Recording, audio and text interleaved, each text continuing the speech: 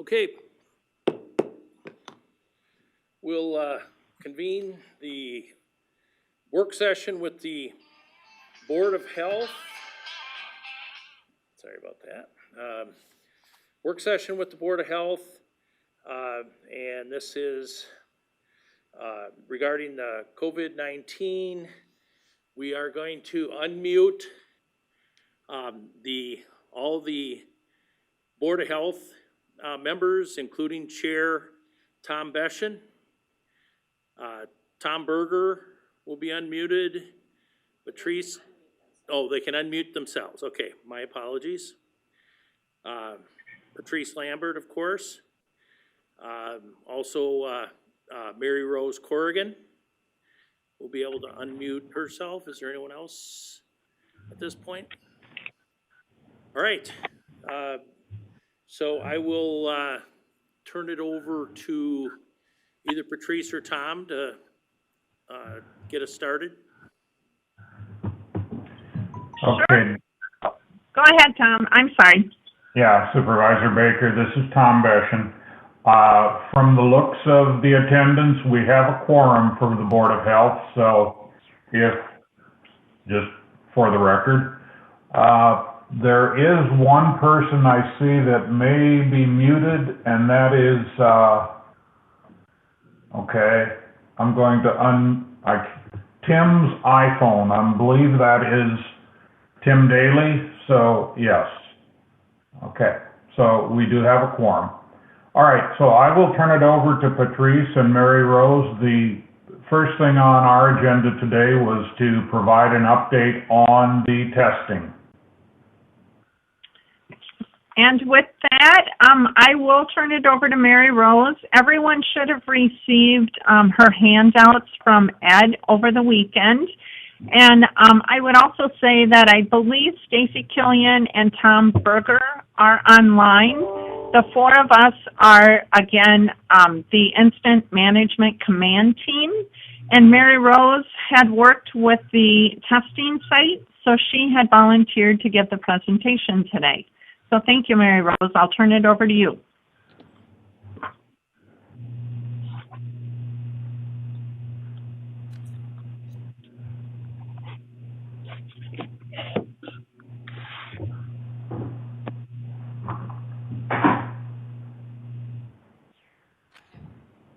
Okay, Mary Rose, you are unmuted now.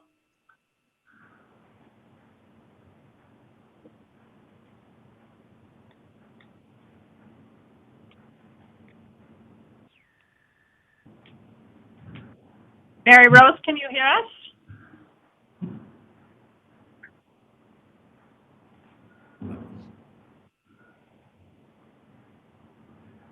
Okay, it looks like she's unmuted from our end. Yeah, she appears unmuted from this end too.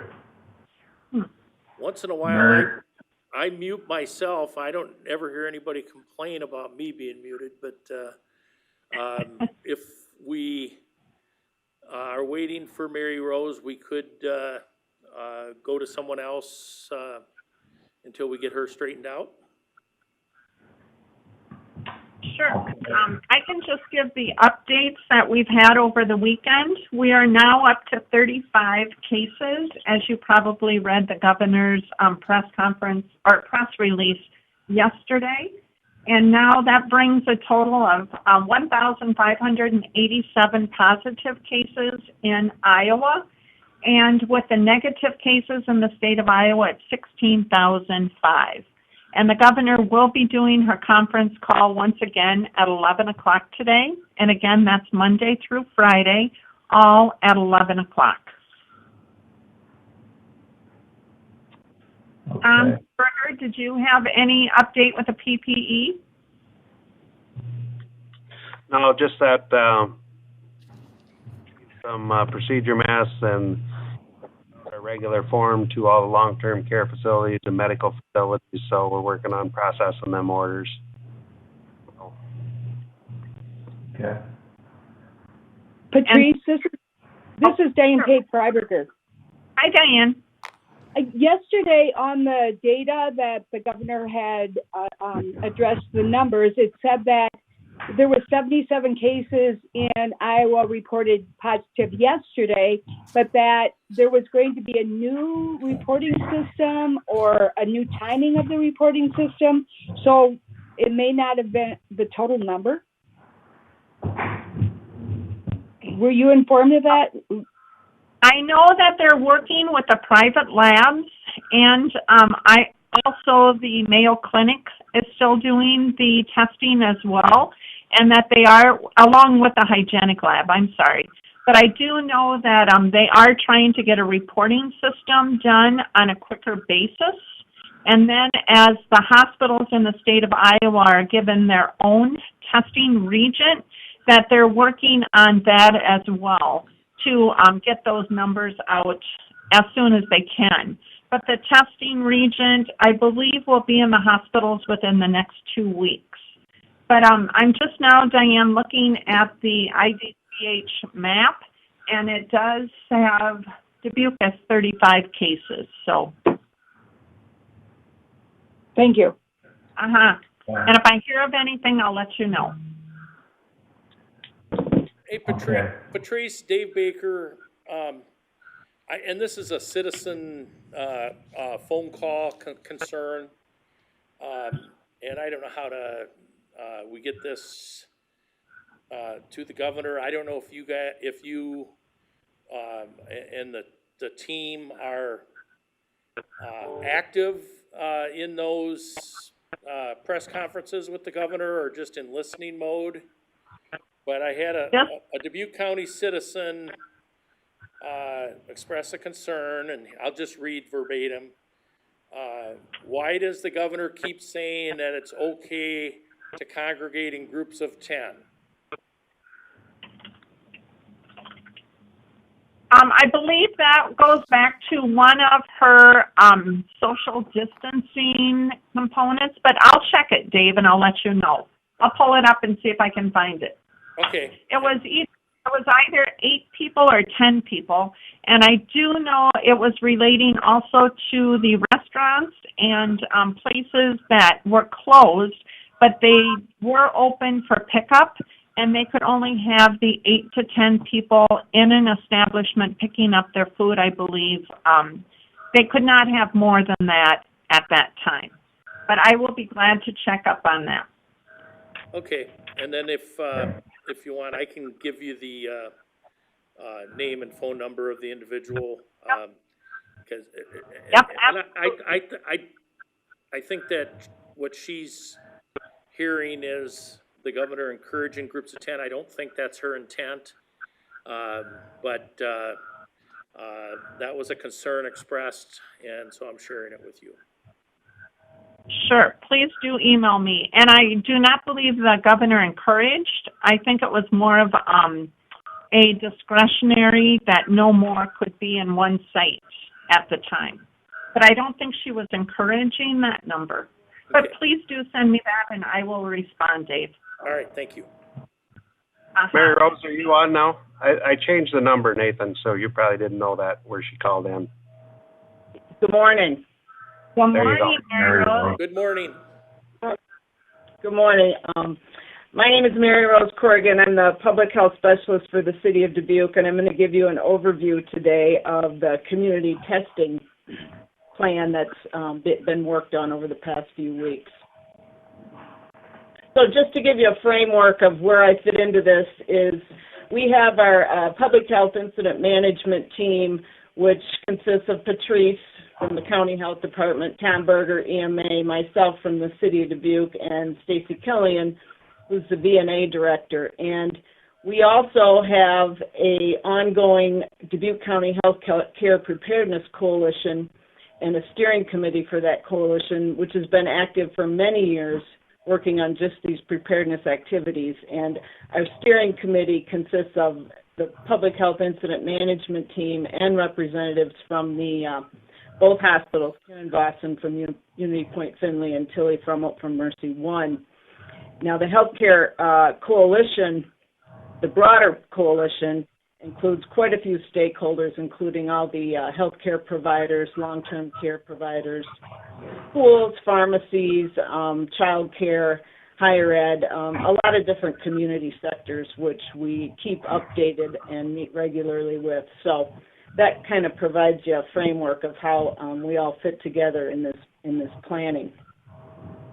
So back in mid-March, a couple of the healthcare providers contacted me and suggested that we begin to think about the potential of having a community testing site.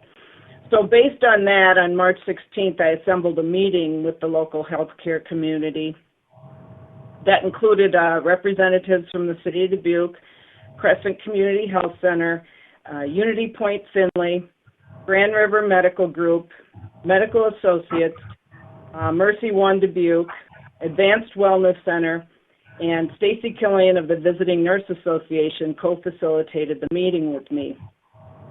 At that time, after discussion, the group recommended that there needed to be a combined effort to research and recommend a community testing site plan.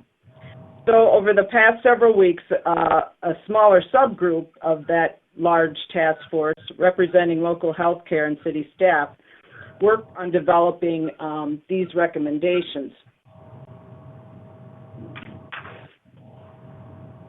So the goal or the purpose is to establish a community testing off-site location that can be operational when the volume of patients requiring testing exceeds the current capacity at local provider facilities. The benefit of a community testing location is to offload testing volume and exposure to clinics for those who might just need testing or others that need to be seen by a provider. Patients would then be triaged by a nurse to determine the urgency of needing to see a provider or emergent care. And we know patients with coexisting conditions are most appropriately followed by their own medical provider. So the community test site planning team members of this subgroup included healthcare professionals and administrators and some city staff, including Gwen Hall-Driscoll from Mercy, Tim Link from the City of Dubuque Health Department, Deb Renner and Brian Schatz from Medical Associates, Lynn McGovern and Roxana Stoffel from Mercy One and UCL, United Clinical Lab, Michelle Arnsdorf and Jennifer Kavanaugh from Mercy One, Brooke Gomez from Crescent Community Health Center, Kayla Hobson from Grand River Medical Group, Karen Boston from Unity Point Finley, and Sarah Haskins from the Unity Point Finley Urgent Care.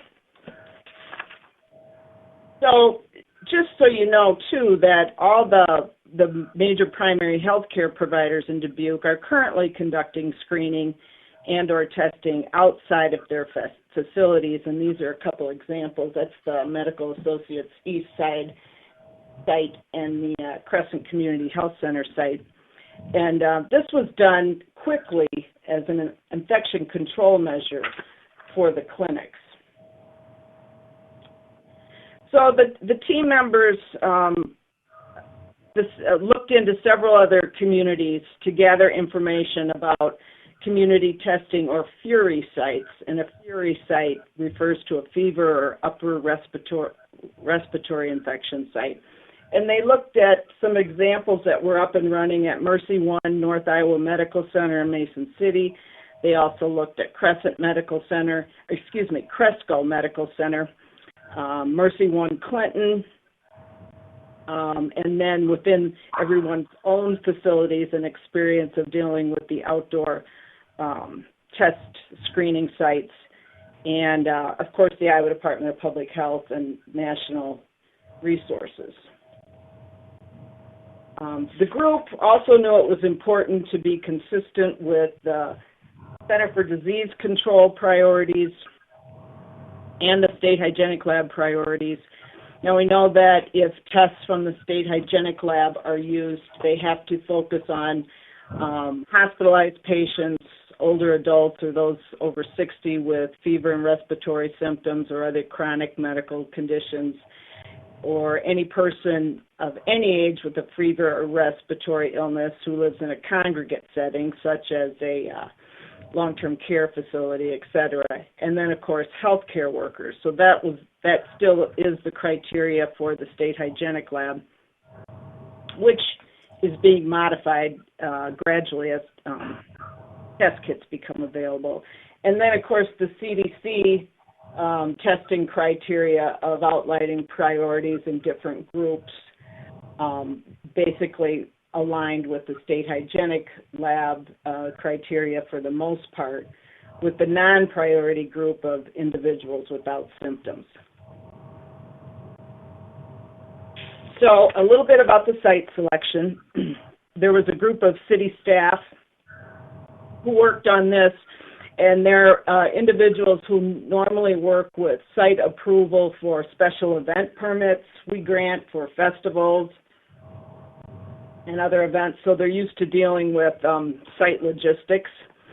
So some of the criteria they utilized to determine potential sites were the ease of access for the public, the drive-through capability in hopes that as many people would have to get out of their cars, traffic safety, on-site restrooms and hand washing, space for vehicles, and internet access. So in order of preference, they selected the Grand River Center parking garage, and the other sites they considered, which met some of the criteria, were the Dubuque County Fairgrounds, the Port of Dubuque McGraw-Hill Surface Parking Lot, and Dubuque Senior High School. So the group at this time is making several recommendations. So first of all, the current volume of testing does not support the need to implement or establish an off-site testing center at this time. So right now, everybody's able to handle the volume of testing they're seeing or have a need for. They further recommend that they need to complete the preparation work, and the goal would be to be able to have the community testing site ready within 72 hours of when they decided to launch. Still need to determine funding sources and some other details. And the idea would be that the provider groups, a representative from each of the primary care providers in the hospitals, and along with the lab, would set up a reporting system either via electronic or a meeting, probably a combination of the both. They would report a couple times a week to the Dubuque County Public Health Incident Management Team to talk about how the local providers are doing with their capacity to test and how it was looking and some other details.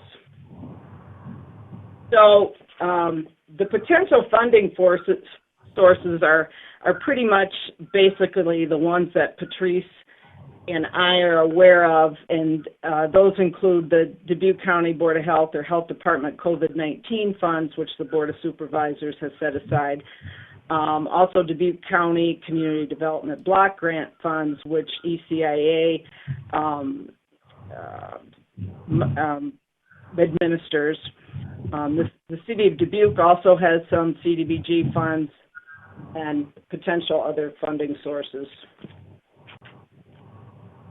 So they did create a real basic budget, and they looked at the cost for running the clinic 5 hours a day or 9 hours a day.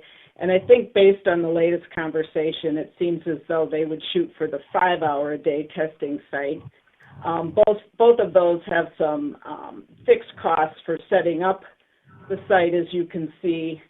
And then there is costs associated with staffing, some rent or fees related to the building, biohazard disposable, which they haven't determined a price on that yet, for PPE and lab supplies.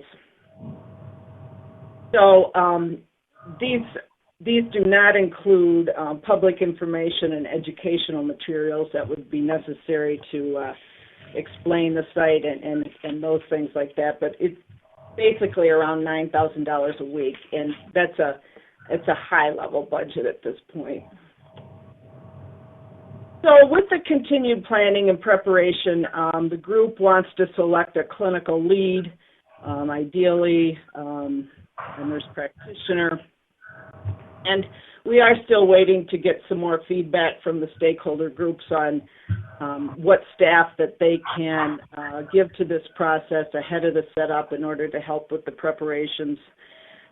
There will be some training of staff needed, and that's primarily for learning how to properly don and remove the PPE and working with that kind of equipment, but fairly minimal testing or training, and obviously with the flow of the clinic.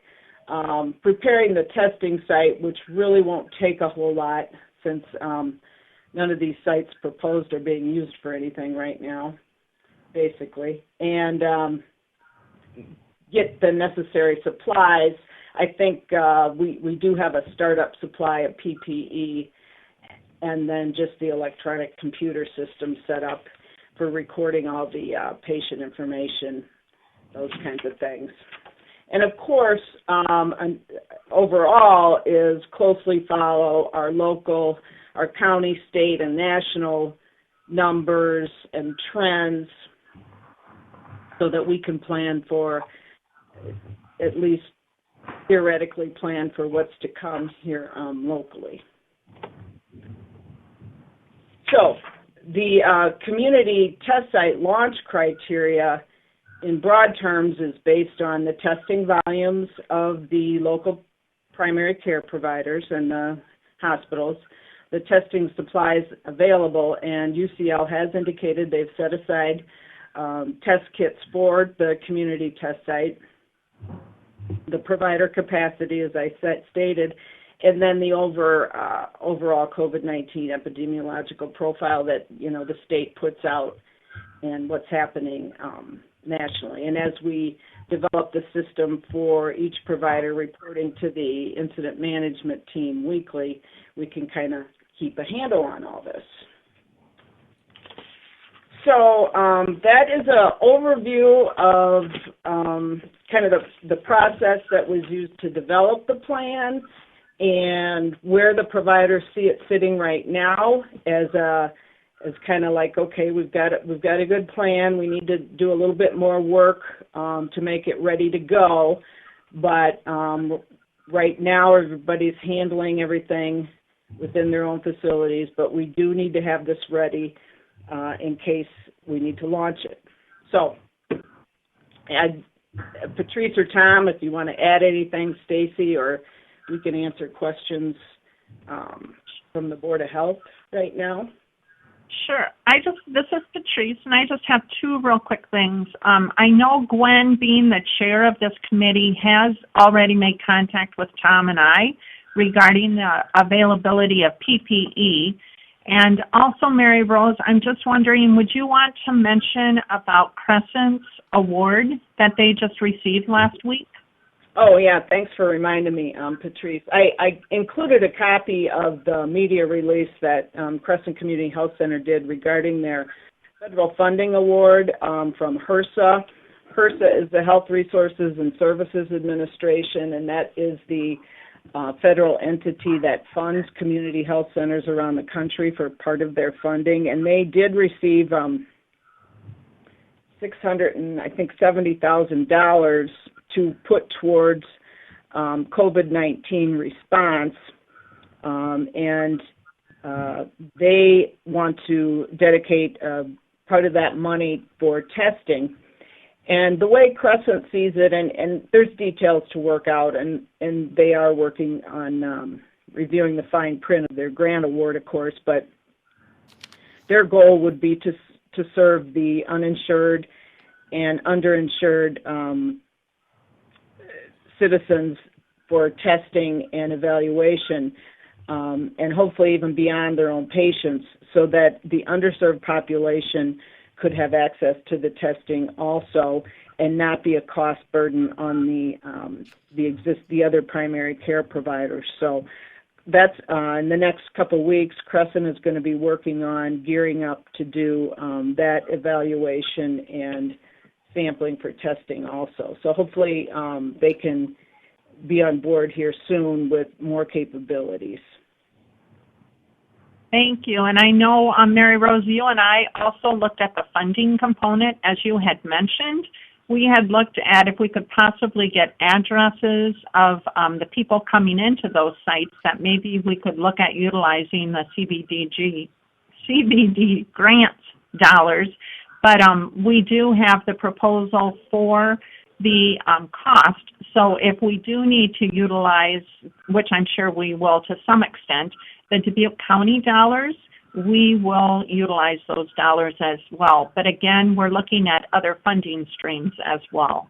But it's been a lot of work in just a short time, and I think the committee has done a phenomenal job. So thank you. Yeah, and just to note, Patrice, this is Mary Rose again, a note on the funding.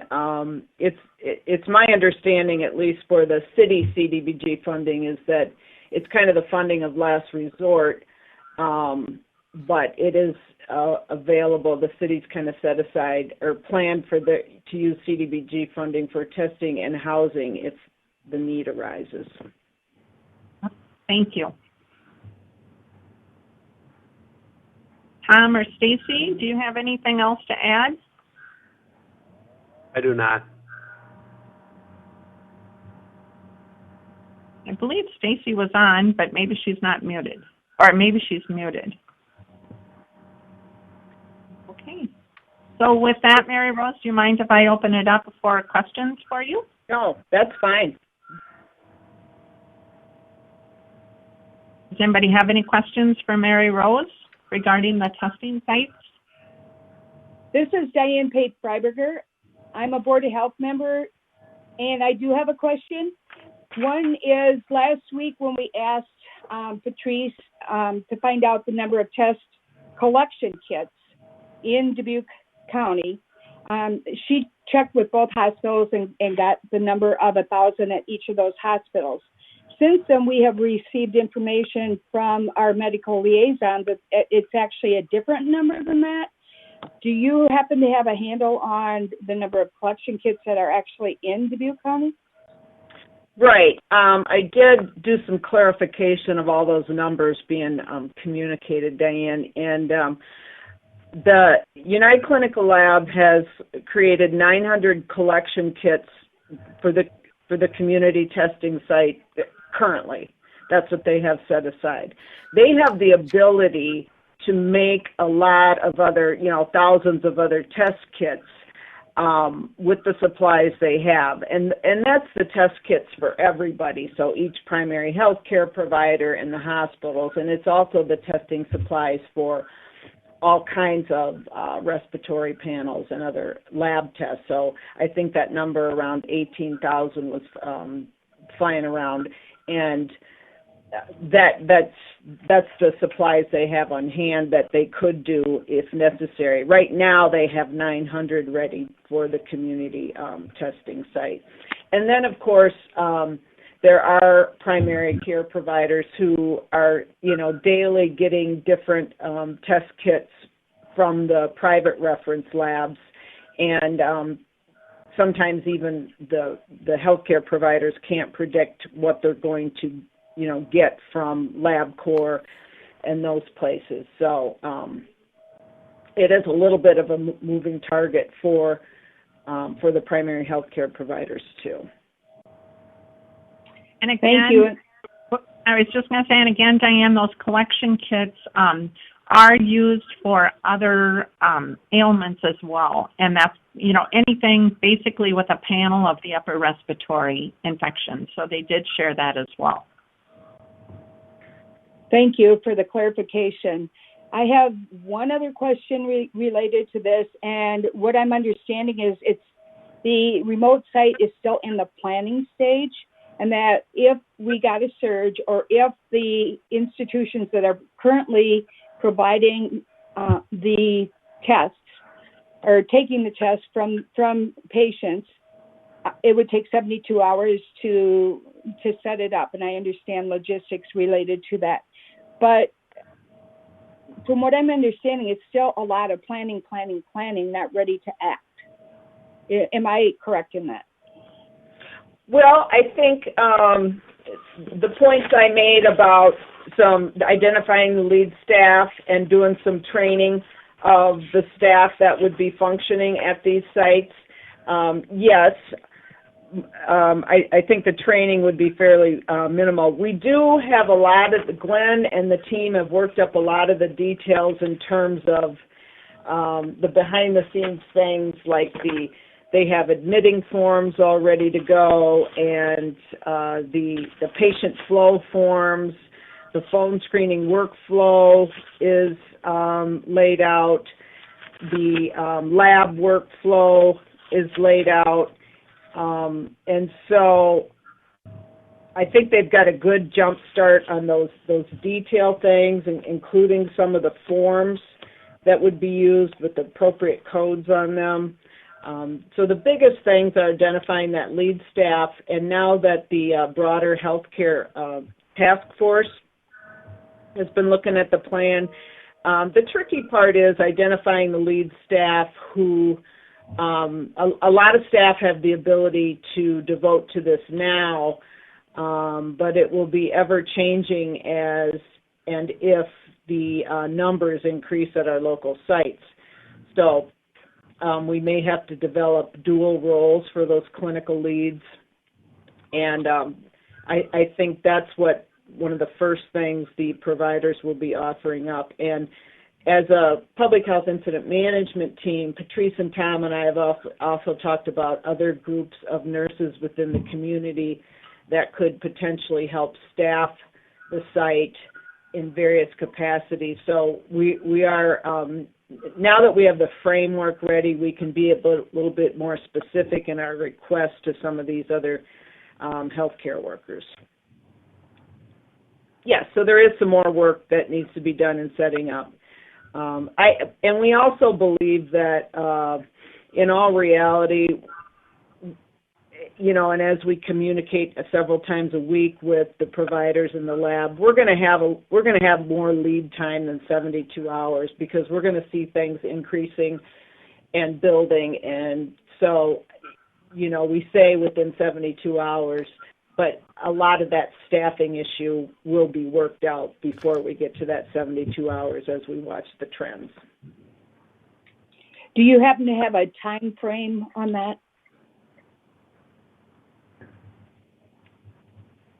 Well, there are, you know, a lot of different models out there about when we're going to peak and how long we're going to peak and what the numbers are going to be. You know, we definitely haven't peaked yet. I think everybody's feeling pretty confident with that in the state. And so I would consider over the next week we're going to identify those clinical lead staff and begin that training. Definitely. Thank you. Good morning, Mary Rose. Ann McDonough. Hey, Ann. I have a question for you. Do we have a lab in Dubuque that can do the actual COVID test? I believe UCL is getting close to being able to run that quick turnaround test at this time. I don't think they're quite there yet, but it's in the works. Wonderful. That's great. And then I have a question in terms of, you know, being county-wide. Did the group look for the best location that would serve the needs of the folks who are on the western part of our county as well, the Dyersville residents, the folks who may be coming in from Epworth? You know, we've chosen the location that's furthest away for those individuals. So just wanting to be sure that that was part of the discussion. It absolutely was.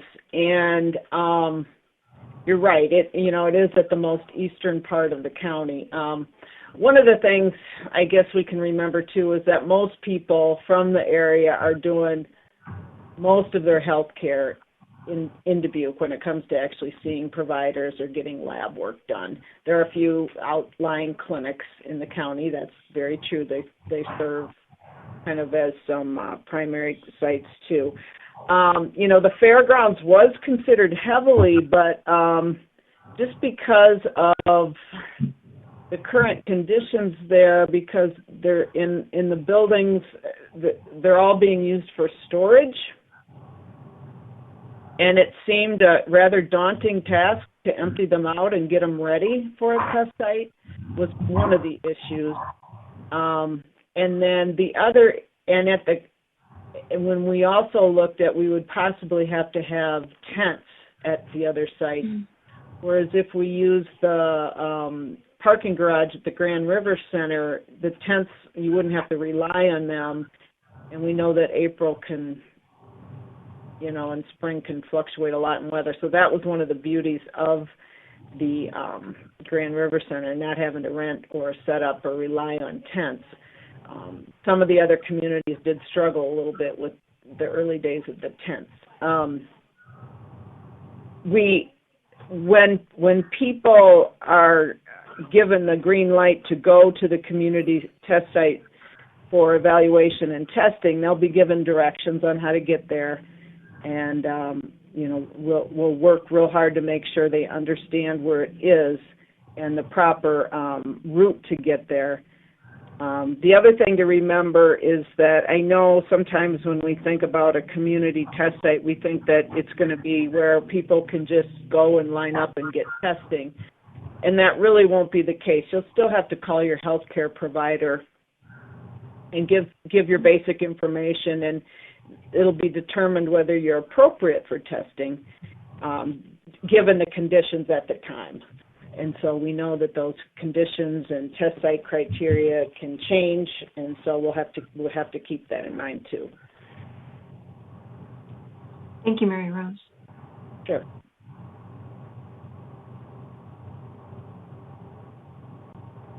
We can, keep you up to date on the progress, of course, and how we're doing, and we can do that at subsequent meetings. So you'll have an idea on how it's going, and also on how, if the need for the test site is obviously changing or not. Yeah, Mary Rose, Dave Baker, I just wanted to get your input on this. I have read and heard that some people who have this virus are asymptomatic. They don't necessarily show the signs. Is that something? Is the medical community in agreement with that, or is that a myth? Dave, I don't think it's a myth at all. That research is showing that there are people who don't have any symptoms or mild symptoms and test positive. Particularly, it seems like children have the milder symptoms for the most part. So that's happening everywhere. How do we identify those individuals without wasting testing kits and PPE to test everybody? That's a real challenge.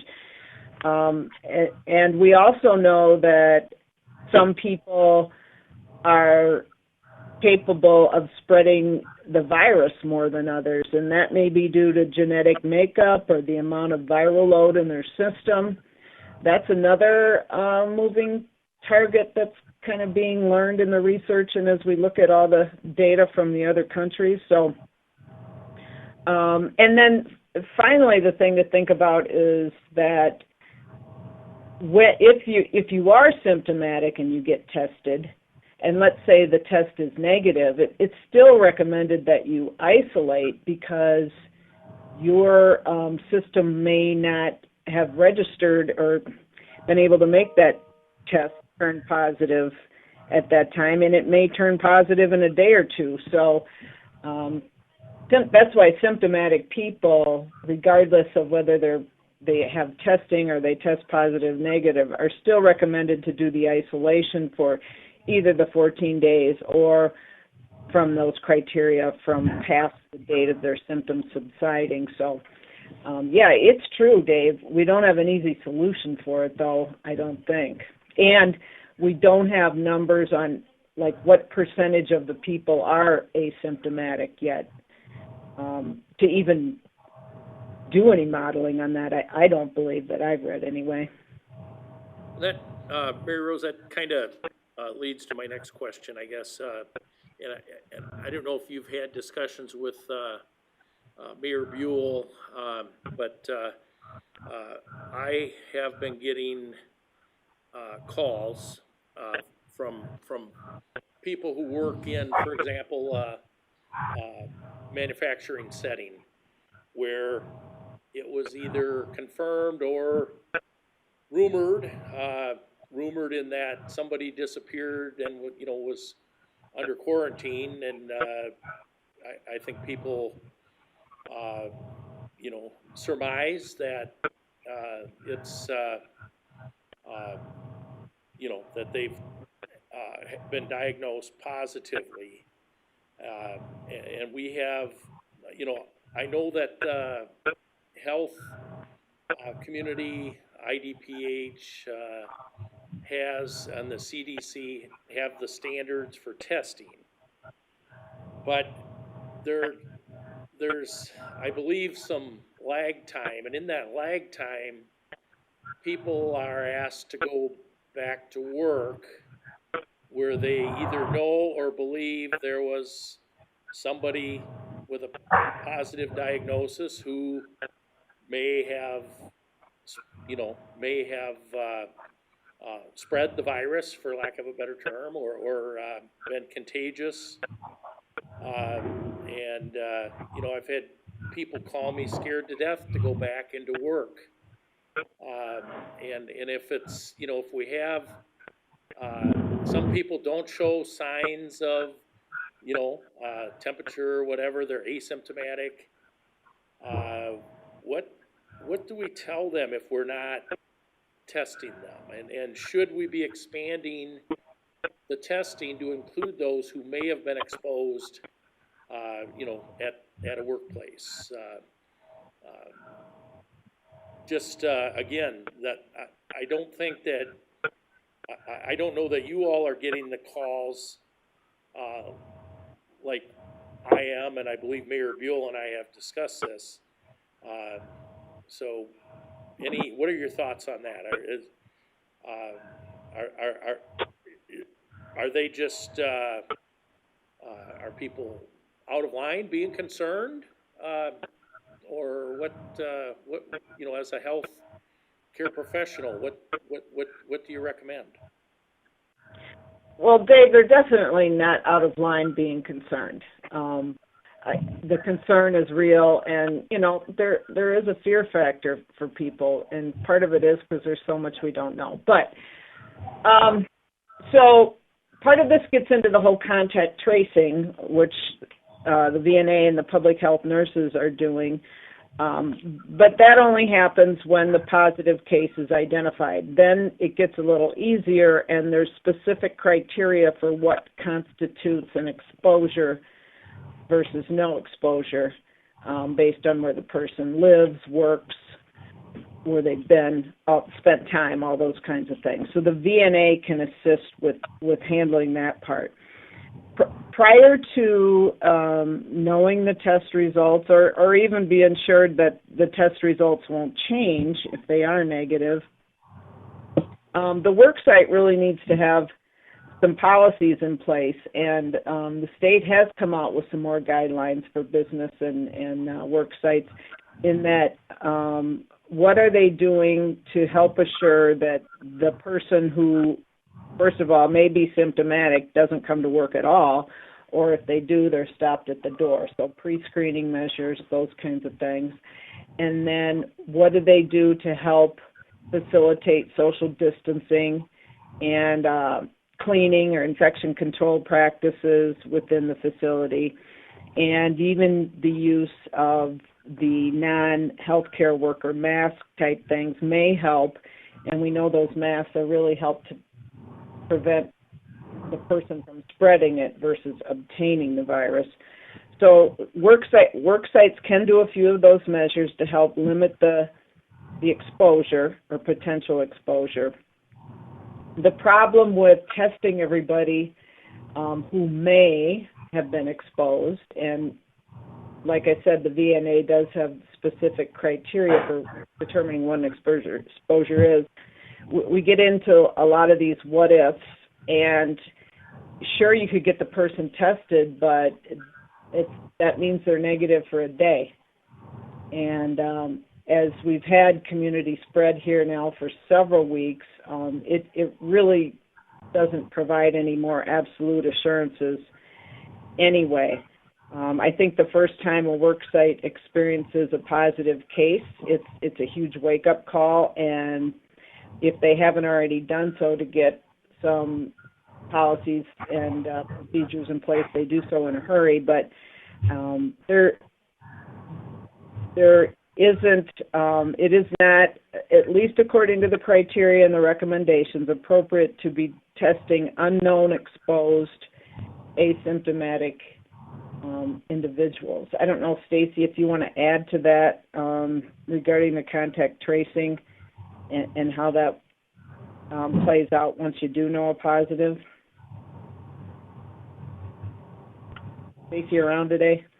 I know the VNA does gather a lot of information from the positive case and works on isolation. And also, just a reminder to everyone, the questionnaire, the survey is listed on the Iowa Department of Public Health on that left-hand side. It would be under Public Health if people wanted to read that to see where the contact tracing would lead to. Sorry to interrupt, Mary Rose.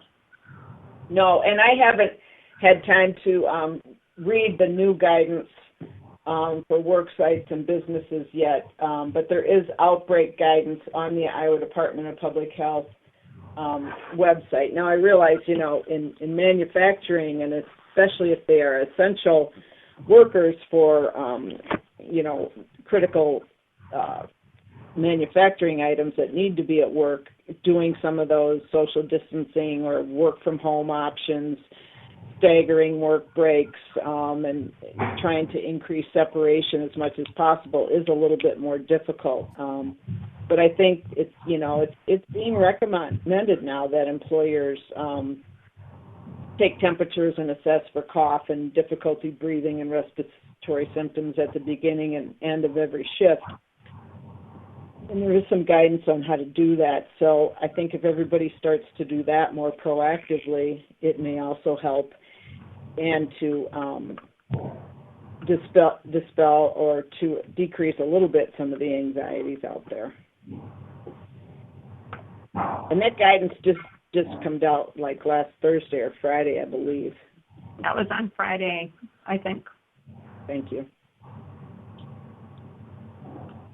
So no magic answer, but at least some helpful tools or tips to lessen the effects. Mary Rose, this is Diane Pape-Freiberger again.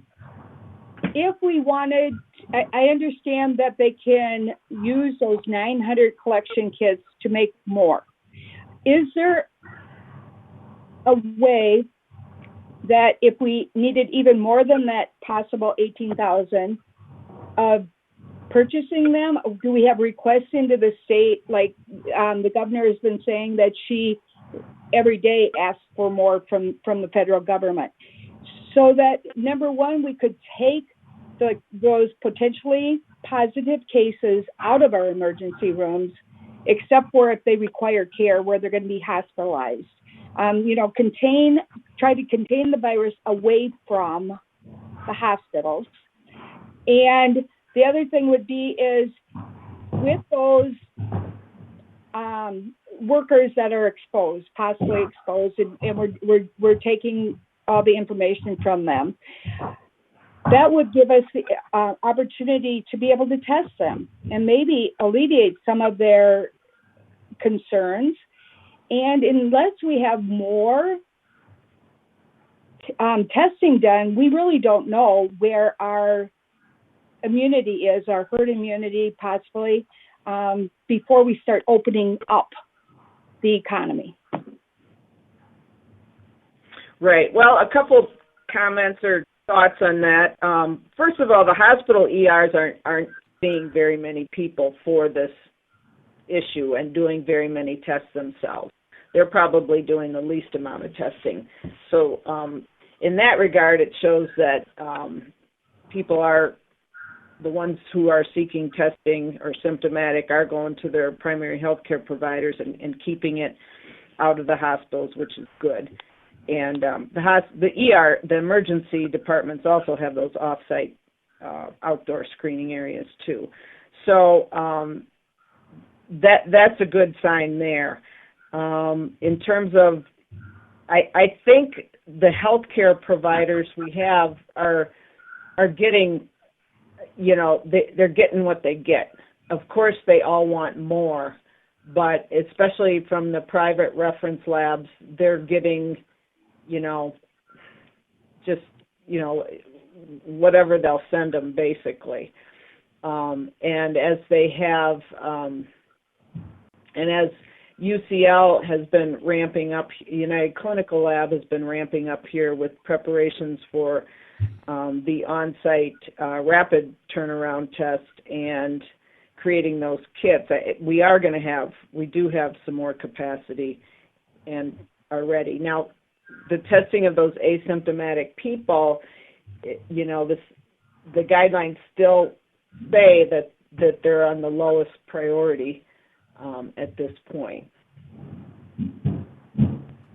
So I don't know if the healthcare providers, if they got more tests or if we got more tests, we're going to be pooling tests, once we go to the community test site. If there's, with what everybody's getting or has available, when you got 93,000 people in the county and you have several thousand test kits, it's still only a drop in the bucket, and you're probably still only you have to have those available for the symptomatic and the directly exposed people. Thank you. You're welcome.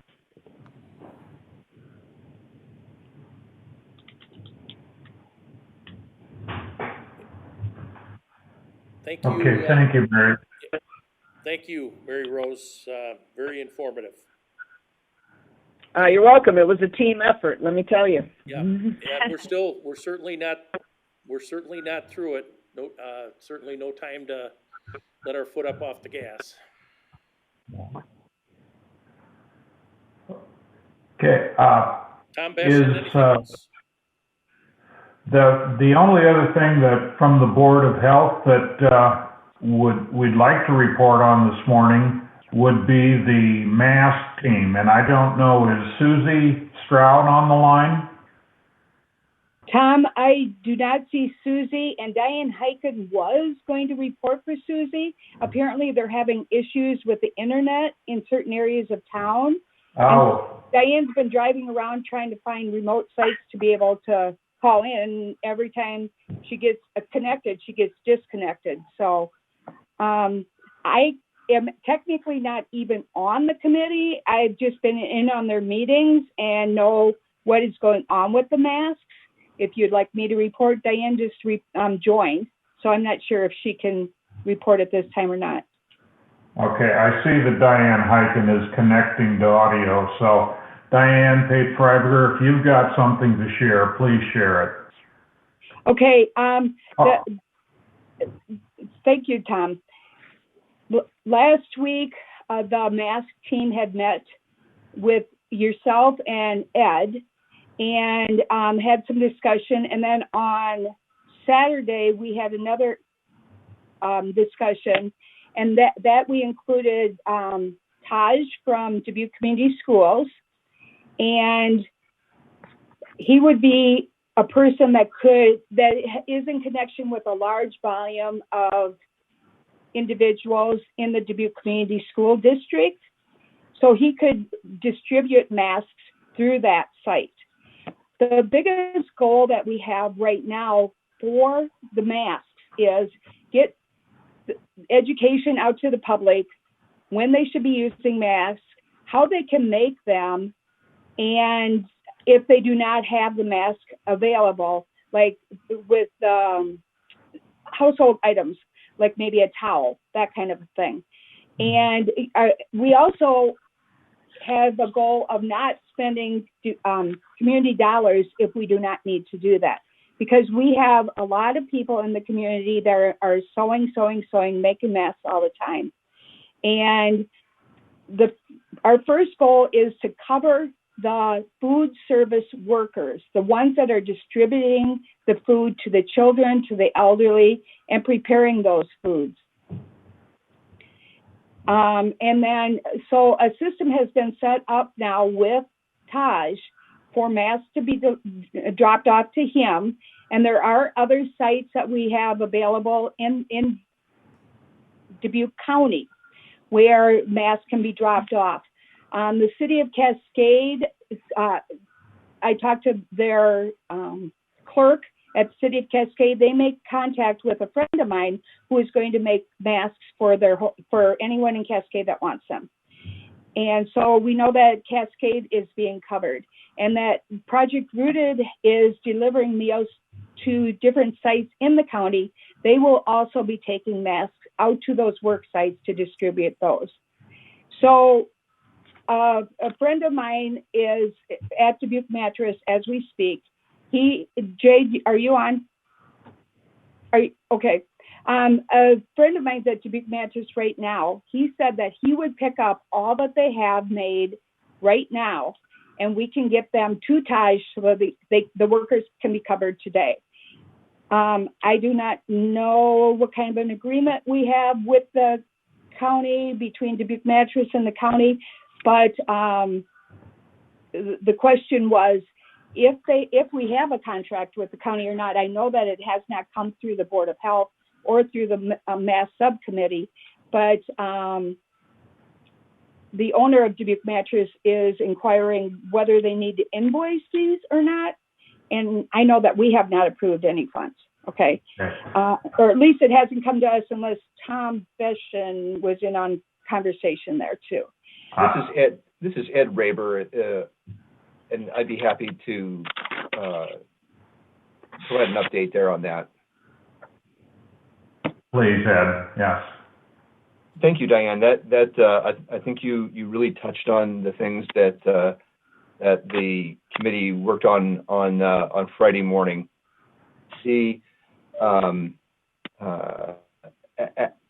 There is no contract with the Dubuque Mattress and the sewers that are working out there. What they did verbally say is that they're trying to, and I think they've expressed this on their social media site on Facebook. This is their last week of production. They're going to run out of filter material, so sort of by definition, that's how it works for the mask that they have designed and that sewers are making with the material that they're providing them. So at the end of the week, there may be some quantity, be several thousand masks that would be available that he has said that he would keep, that we could have. He still wants to be able to service the remarkable number of people, whether they're employees or businesses, that are coming through his doors every day to pick up masks. So that's still ongoing. He provided me, and I picked up about 400 masks for the purpose that Diane talked about, and I have been trying to communicate with Taj and Susie over the weekend and this morning to help get those to him for that distribution that Diane referenced.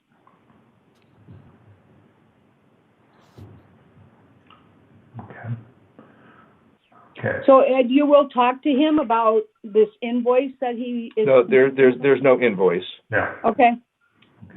The other thing, Diane Freiberger, that I'd add, this is Tom Beshen. Taj from the Dubuque Community Schools has a collection bin set up at the forum for anyone who is making and wants to drop off masks.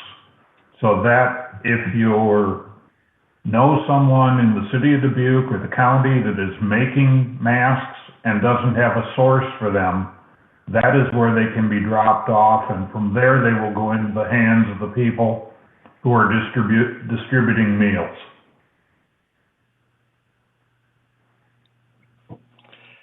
And for reference, this is Ed Raber again. For reference, in our committee meeting, Taj Solomon had said just some back of the envelope, so to speak, calculations that through that network that he's aware of, which is not the entire distribution in the county, there were well over 5,000 meals that they were working on, and that total number could be upwards of double that on a daily basis. I think, Ed, the question is how many are workers? It's the people that are preparing the food. Yeah, there's I'm sorry. not 5,000 workers. No, that is correct, Dan.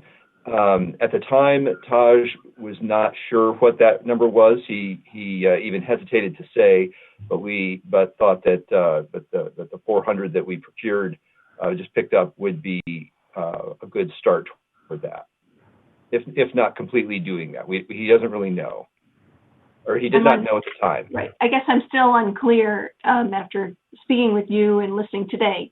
So I guess I need to know if the Board of Health is seeking 5,000, 6,000, 7,000 masks, or is the committee seeking to give masks to those folks who are providers, which your 400 masks from today may be sufficient for the folks who are handing out the meals.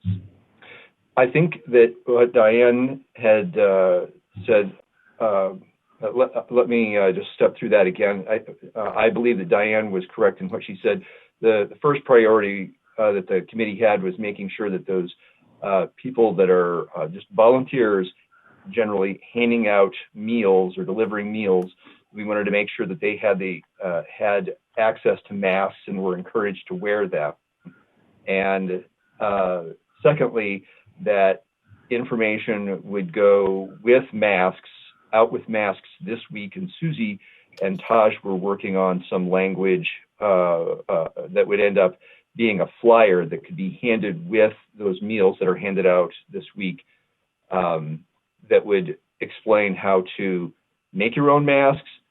If you didn't have one, the appropriate time to wear them when you leave or come to the meal site to pick up a meal.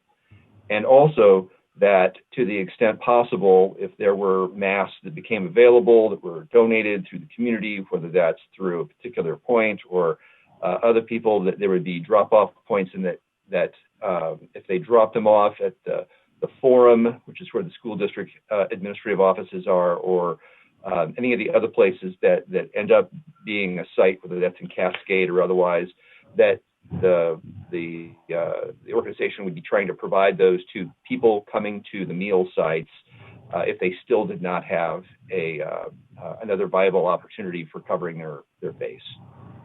So you're saying that the plan is between you and the school district to give them to citizens who are coming to pick up a meal? That's correct. That they would be have received some instructions on if they can make their own mask from things they have around the home, and also to have actual masks there for them to access if that's what they need or want. Right. That's not what I've heard from the subcommittee, so I guess I'll ask the subcommittee to, look at that and get back to us on Wednesday to see what the parameters are. I understood from the individuals I spoke to on the subcommittee that they were looking for several hundred masks, not 5,000 masks. I don't think that the committee said that their intention is to necessarily make sure that everyone gets a mask. I think that the intention was to make sure that everybody that's coming to these meal sites, I think there was some discussion that they may, some of those individuals may not have the opportunity to follow the news or other information sources, and they wanted to provide a handout to those individuals that, like I said, would include how to make your own mask, some reiteration of things that have been touched on by Mary Rose Corrigan and Patrice about like staying home, social distancing, wear a mask if you go out, and also if there are masks available, just like Diane said, that there would be a drop-off spot at the forum. They wanted to be able to collect masks and that they would be distributing those out. I don't think that's for, the committee had talked about just seeing if we could get some, which we did procure, some masks for the people that are going to be handing out the meals on a routine basis. So I'll look for a report then from the Board of Health and the subcommittee when you're next asking, letting us know how you're doing in the collecting of masks, I guess. All right, it will be on our agenda for Wednesday. Thanks.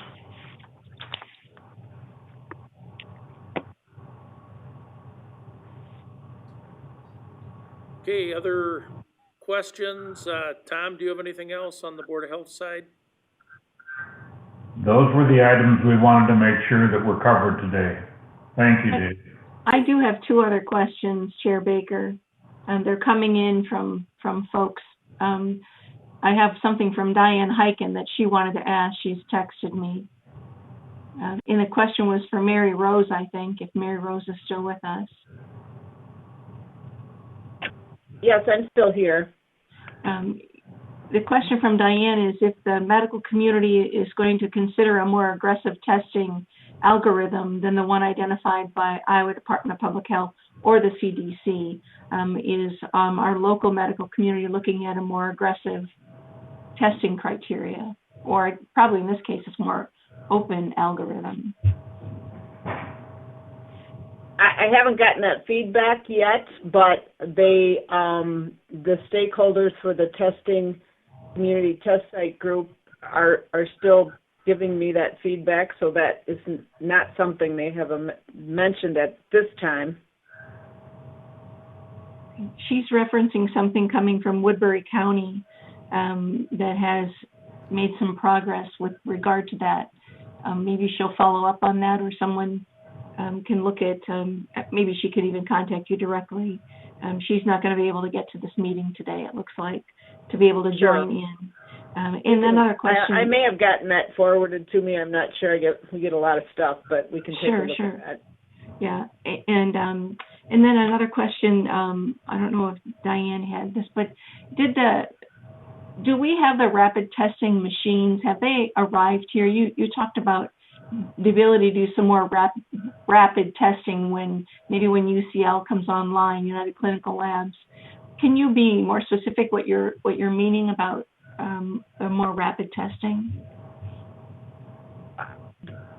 I believe the rapid testing is one that you can get a turnaround result in 15 minutes, half hour kind of thing. And the ability UCL has, I don't know if it's like the Abbott brand per se, but it is a similar kind of test, and I am going to verify if it's Abbott or what it is. And I know that they were hoping to have it online soon, or that ability. I can get more details on that to provide for you, though. Yeah, I've had people ask me if we're going to have one of the Abbott machines that the governor talks about, if we're going to actually have one of those come to Dubuque to do the rapid testing. I know it's one test at a time, but because it'd be interesting to know if we're in line to have one of those.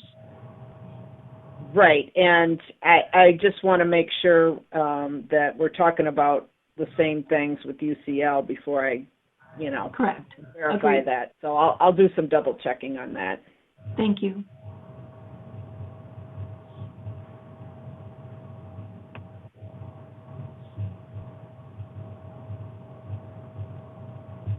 Okay. Any other questions for Mary Rose or Patrice or Tom Berger?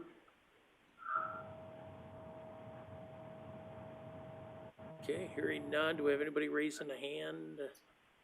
Let's.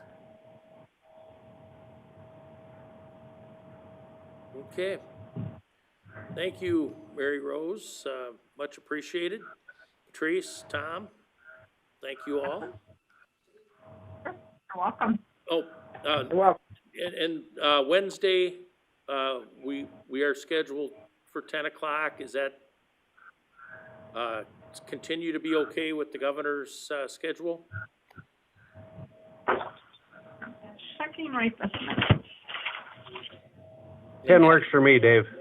Yeah, I got the Homeland Security one at 9, so that'll only give us about 45 minutes, so yes. Okay. Yes, and it works for us as well. All right. So we'll plan on 10 o'clock on Wednesday, Okay. and that'll be the joint Board of Supervisors and Board of Health. Okay. And I will get our agenda to Dawn later today or first thing in the morning. Thank you, Tom. Thank you. Okay. Anything else then on regarding Board of Health or COVID-19 for the Board of Supervisors? Okay. If not, I think motion to recess. We have another work session at 11:30 with Department of Human Services representatives regarding updating phone system.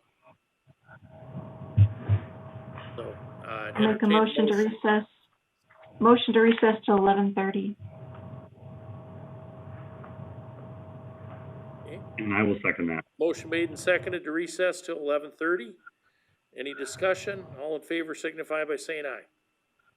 Aye. Aye, carried. We are in recess. Thank you.